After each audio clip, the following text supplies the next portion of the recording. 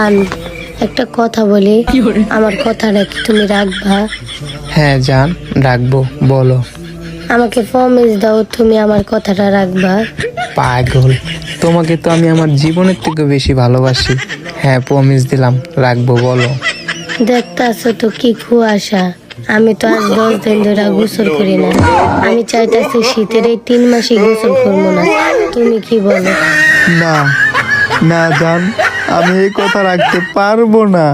তুমি কিন্তু আমাকে প্রমিস করছো। আমার প্রমিস আমি উঠে নিলাম।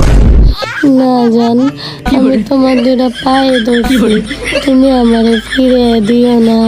ঠিক আছে জান, আমি তোমারে কথা দিলাম, শীতের 3 মাস তুমি গোসল না করলে আমি তোমারে কিচ্ছু বলবো না।